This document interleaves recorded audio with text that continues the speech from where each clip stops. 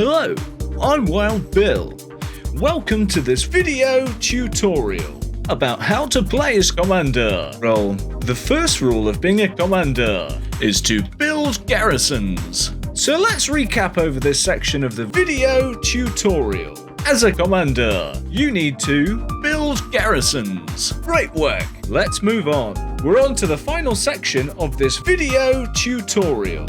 That concludes this video tutorial. And remember, build garrisons. Hello there. Welcome back to Wild Bill Jammin. This week we're looking at the commander role. Ooh. And more generally, just kind of how to play the game by looking at your map. And before we get into this stuff, I'm going to do something that should never really be done and compare gaming to sport. I love really boring sports, and what's more, I love really boring sportsmen. This guy's called Jim Furyk. You've probably never heard of him, but his swing has been described as an octopus falling out of a tree. But he's good because he does the same thing every time. And he doesn't win all the time, but he's always there. And it's this basic stuff that we need to get right every time to make this game more fun. So I don't know if you've played golf, but if you're not very good, then it's not very fun. And what's this basic stuff that I'm talking about? Of course, garrisons. This is what a map should look like at the start of every game. It doesn't matter what's happening in the red stuff, you need to get those garrisons up.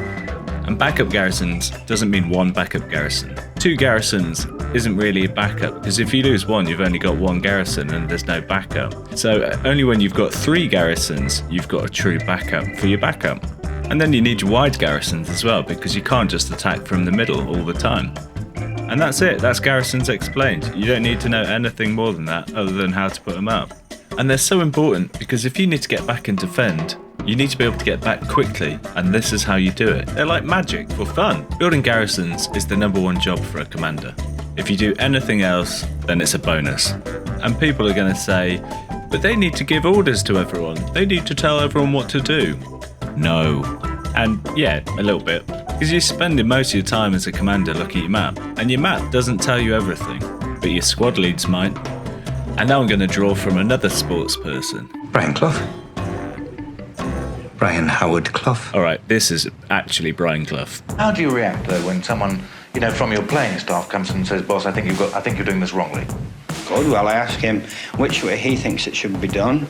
We get down to it, and then we talk about it for 20 minutes, and then we decide I was right. But Brian Clough was the greatest manager in English football. So what can we learn from him in Hell Let Loose? Because not all of us have his ability and confidence. Conceit and arrogance is part of a man's makeup. Perhaps I've got too much. Hell Let Loose is about shooting people, for sure. But that's the basics. What makes it fun is the communication and teamwork. And if you look at it, we're mainly adults, like actual adults. The average age of a gamer is 33 years old, not 8 years old. The video game players of tomorrow are older adults. And if you are a kid, don't be shy, speak up. So we have this thing called tiger bread in the UK, which looks nothing like a tiger, and it only dawned on us when a 3-year-old pointed it out, and we changed the name to giraffe bread. But this game relies on communication, and it's dying a bit because we're not doing it. But I'm a little bit of an idealist. I do believe in fairies, and that is my, outlook. And I think we can turn it around. We just need to understand the game better. And before I go back into talking about Hell Let Loose stuff, I just want to say one more thing about Brian Clough. He would be nothing without Peter Taylor, who was his assistant manager for all those years. What's so special about him? Where does he fit into the team? Oh, it would take me all night, Frank, to tell you what's special about him. Fine, we do let him speak from time to time if I've got a question. Because if we say Brian Clough is our commander, then Peter Taylor is our squad leaders. Because you haven't got anything without them and their communication. And let's just say our squad leaders are all managers. They're all taking care of their own stuff. Good managers make good sides. There's no such thing as a side making a manager. Well done if you've made it this far through the video. I promise I won't talk any more about Brian Clough and Peter Taylor. What we're going to show you now is practically how to be a better commander or a better team player. And I say either or because As a squad leader, you've really got to help out your commander. There's so much going on all the time. You need to inform them and you need to let other people inform you. And the first specific thing I want to talk about, other than garrisons, is artillery. Now, in the right hands, it can be absolutely devastating. Come to the Exodus training on a Monday or Friday night and you'll see how devastating it can be. But that's down to good communication and teamwork, not because of some crazy skill. In public matches, you don't really need it. There's bigger fish to fry. So if I'm commanding, I don't really let people go on it, especially if you're not a squad leader and you don't have a mic. There's no point of being on it, because I'd rather have the supplies to go build garrisons and make the game more fun for everyone shooting.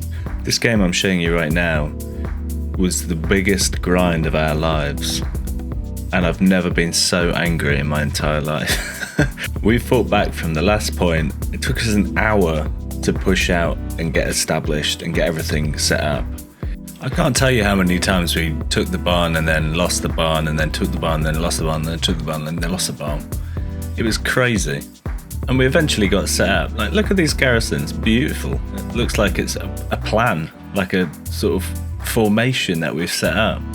Oh, it's very impressive. No, it isn't. No, it's just what we do. It's normal.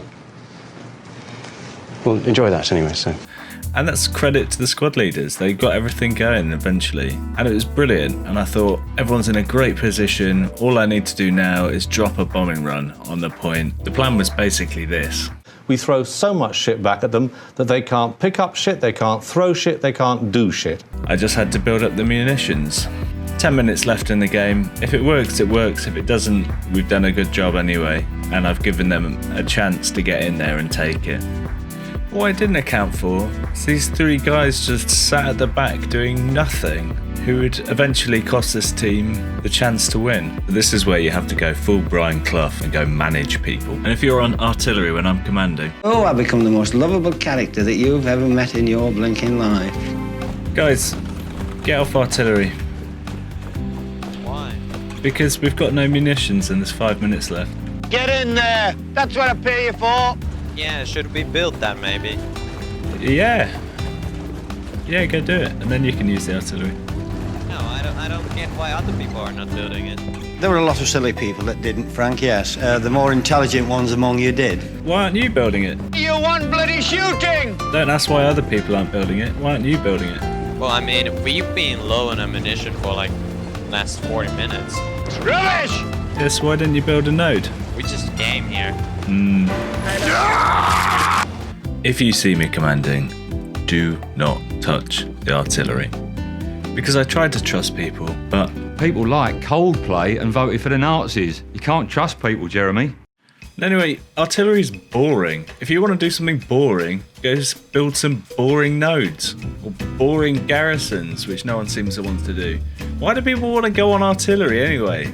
3 times I had to go back in that game to the artillery and tell people to get off it. Just leave it alone. And if you do want to use it, then ask me where to use it. Ask the commander, ask the squad leaders, ask someone where to shoot. And I'm not saying never use it, but just make sure you got those stupid nodes up first. Because it really messes stuff up for everyone else and takes away the fun. Sorry, I lost my temper. Where is it? I found it again. It's all right. Always in the last place you look, eh? And just to be clear, I'm not a dick about it. I'll go and explain what I'm talking about. Every time you fire one of those things, it costs us 5 munitions. Yeah, I know. If you want to shoot it, that's cool, but you need to go. Do you need the munition for something? Yeah, I need it for building garrisons, bombing runs, all sorts.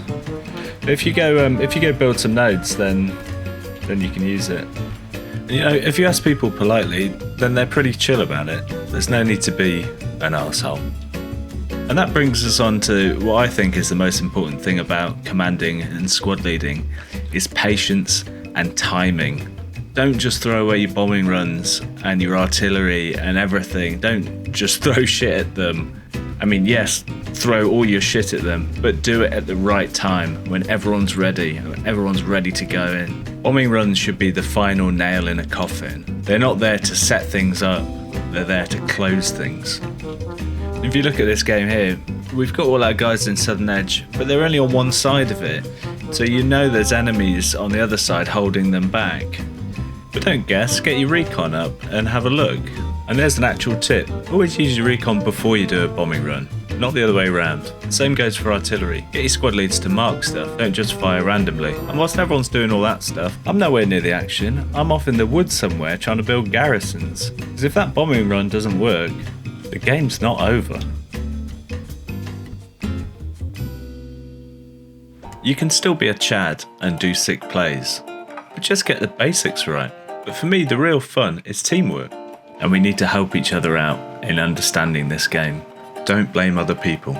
And yeah, there's a lot of new players, but there's also a lot of good players who know what they're doing. So try and use them. Oh, Dibba. Yes, please. Oh, wow, dude. I need you, baby. I need you too. To build a Gary. Yeah, please.